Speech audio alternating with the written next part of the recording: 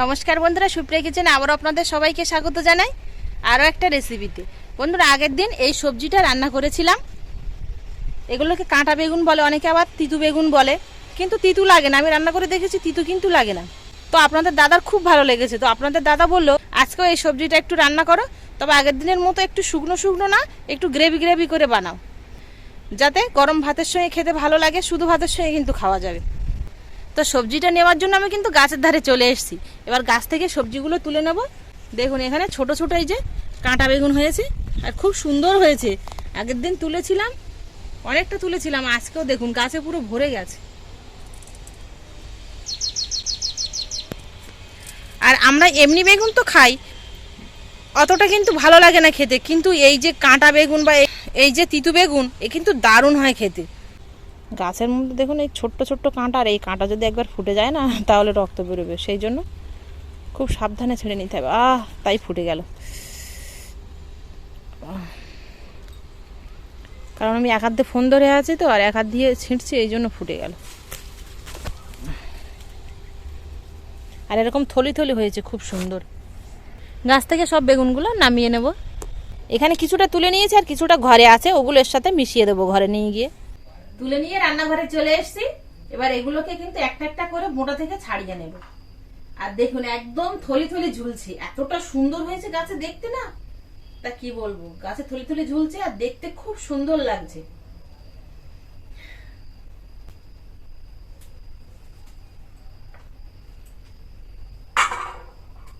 আমরা যে বড় বড় বেগুন খাই, সেগুলো তো কিন্তু মার্কেট থেকে কিনে আনি, নইলে বাড়িতে চাষ করি। বাড়িতে চাষ করলেও কিন্তু অল্প একটু আধটু সার দিতে হয়, আর দোকান থেকে কিনে আনলে সেগুলো কিন্তু সার দেওয়ার তৈরি। তো আপনাদের হাতের কাছে যদি এই তিতু বেগুন থাকে, তাহলে আপনারা এই রেসিপি একবার বানিয়ে খেয়ে দেখবেন। যে রেসিপিটা আজকে আপনাদের সাথে শেয়ার করব, দারুণ হয় খেতে, আর এটা বিনা সারের, তো স্বাস্থ্যের পক্ষে খুবই ভালো হবে। সবগুলো ছাড়িয়ে নিয়েছি, বেশ অনেকটা হয়েছে। এবার এখানে একটা থেঁতো করার মতো লোহার রড নিয়েছি, এগুলোকে একটু মুখটা ফাটিয়ে নেবো বাড়ি মেরে। দেখুন মুখটা হালকা করে এরকম ভাবে ফাটিয়ে নেব।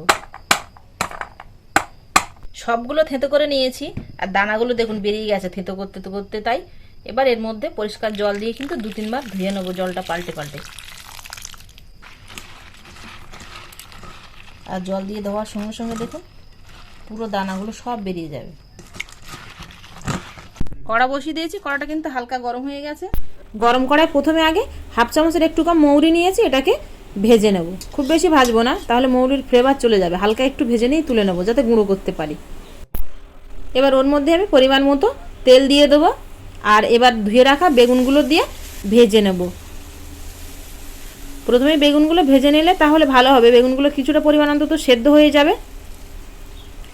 বেগুনগুলো খুব ভালো করে ভেজে নিয়েছি, 2-3 মিনিট ধরে দেখুন বেশ ভাজা ভাজা হয়েছে। এবার এগুলোকে তুলে নেব। ওই ভাজা কড়ার মধ্যে আবারও তেল দিয়ে দেবো পরিমাণ মতো। তেলের মধ্যে দিয়ে দেবো জিরে, 1/2 চামচের একটু কম হিং, আর 1/2 চামচের একটু কম কালো সর্ষে, আর মেথি দিয়ে দেবো 2 চিমটি মতো, আর কারি পাতা। এবার সব কিছু মশলা দিয়ে খানিকক্ষণ ভেজে নেব, সুন্দর একটা ফ্লেভার ছাড়া পর্যন্ত। বেশ সুন্দর একটা কিন্তু ফ্লেভার ছাড়ছে, আর বেশ একটু ভাজা ভাজা হয়ে গেছে। এবার এর মধ্যে এরকম মিডিয়াম সাইজ করে পেঁয়াজ কুচি করে রেখেছি, আর 10-12 কোয়া রসুন, এগুলো এই তেলের মধ্যে দিয়ে দেবো। এই মশলাটা খানিকক্ষণ ভেজে নেব, মশলা থেকে সুন্দর একটা গন্ধ ছাড়া পর্যন্ত। মশলাটা কিন্তু ভেজে নিয়েছি, আর বেশ একটা ভাজা ভাজা গন্ধ ছাড়ছে, আর মিনিট 2 মতো ভেজে নিয়েছি। এবার এর মধ্যে ছোট ছোট করে কেটে রাখা টমেটো দিয়ে দেবো 3টে। এবার টমেটোটা দিয়ে আরও 1 থেকে 1.5 মিনিট ভেজে নেব। আগে প্রথমে 1-1.5 মিনিট মতো ভেজে নিয়েছি, একটু ভাজা ভাজা হয়েছে। এবার এর মধ্যে কিন্তু আমি কিছু মশলা অ্যাড করব। স্বাদ অনুযায়ী লবণ, পরিমাণ মতো হলুদ গুঁড়ো, আর ঝাল লঙ্কার গুঁড়ো। আপনারা চাইলে এর মধ্যে কাশ্মীরি লঙ্কার গুঁড়োও দিতে পারেন কালারের জন্য, তবে আমি শুধু ঝাল লঙ্কার গুঁড়ো দিলাম, এতে কালারও আসবে, ঝালটাও হবে। আর দিয়ে দেবো ধনে গুঁড়ো আর জিরে গুঁড়ো। এবার সব কিছু মশলা আগে প্রথমে 1 মিনিট ভেজে নেব, তারপর এর মধ্যে জল দিয়ে কিন্তু কষাবো। 1 মিনিট ভেজে নিয়েছি, মশলার কাঁচা গন্ধটা প্রথমে চলে গেছে। এবার এর মধ্যে 1/2 কাপ মতো জল দিয়ে মশলাটা কিছুক্ষণ কষিয়ে নেব। মশলাটা কিছুক্ষণ কষিয়ে নিয়েছি। মশলা কিন্তু বেশ একটু ভাজা ভাজা হয়ে গেছে, গন্ধও ছাড়ছে সুন্দর, আর সব কিছু সেদ্ধ হয়ে গেছে, আর কালারটা দেখুন কত সুন্দর এসছে। এবার এর মধ্যে ভেজে রাখা বেগুনগুলো দিয়ে দেবো। বেগুনগুলো দিয়ে মশলার সাথে আরও কিছুক্ষণ ভেজে নেব, মিনিট 2 মতো। মিনিট 2 ভাজা হয়ে গেলে সব কিছুর সাথে দেখুন খুব সুন্দর কিন্তু ভাজা হয়ে গেছে। এবার এর মধ্যে আমি জল দিয়ে দেবো পরিমাণ মতো, কারণ খুব ঝোল হবে না, গ্রেভি গ্রেভি হবে, সেই জন্য অল্প জল দেব, কাপ 3 মতো জল দেব। এবার ঢাকনা চাপা দিয়ে কিছুক্ষণ সেদ্ধ করে নেব।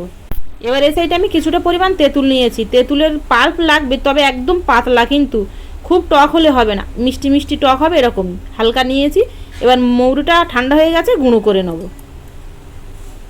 মৌরিটা বেশ এরকম গুঁড়ো করে নিয়েছি। এবার এর মধ্যে আমি কিছুটা পরিমাণ নারকেল কোড়া নিয়েছি, এর মধ্যে দিয়ে এই মৌরির সাথে খুব ভালো করে আর একবার একটু থেঁতো করে নেব।